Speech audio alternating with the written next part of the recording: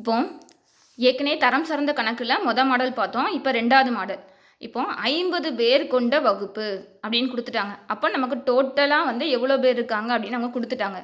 50 பேர் கொண்ட ஒரு வகுப்பில் ஆதித்யா மேலிருந்து கீழாக 2வது ரேங்க் எடுக்கின்றார். அப்போ மேலிருந்து அப்படின்னு நமக்கு கொடுத்துருக்காங்க. அவர் அதே வகுப்பில் கீழிருந்து மேலாக எந்த ரேங்க் எடுப்பார் அப்படின்னு கேட்டிருக்காங்க. போன மாடல் பார்த்தோம் அது மொத்த நபர்களின் எண்ணிக்கை. இங்கே நம்ம மொத்த நபர்களே கொடுத்துட்டாங்க.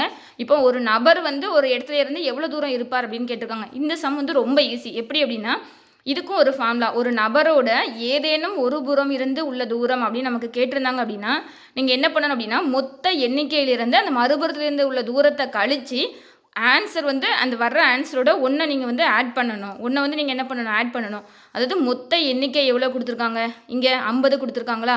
அடுத்தது என்ன ஏதாவது மறுபுறம் இருந்து உள்ள தூரம் கொடுத்துருக்காங்களா, எத்தனாவது இடத்துல இருக்காங்க, 2வது ரேங்க்.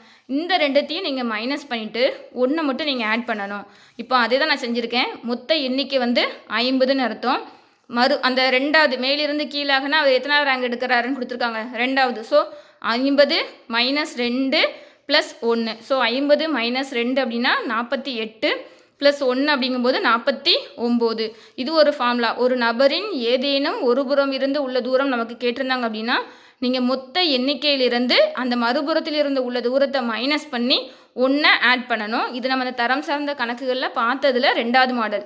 ஃபஸ்ட்டு மாடலில் வந்து மொத்த நபர்களோட எண்ணிக்கை பார்த்தோம். இப்போ வந்து ஒரு நபரோட ஏதேனும் ஒரு புறமிலிருந்து உள்ள தூரத்தை பார்க்குறோம்.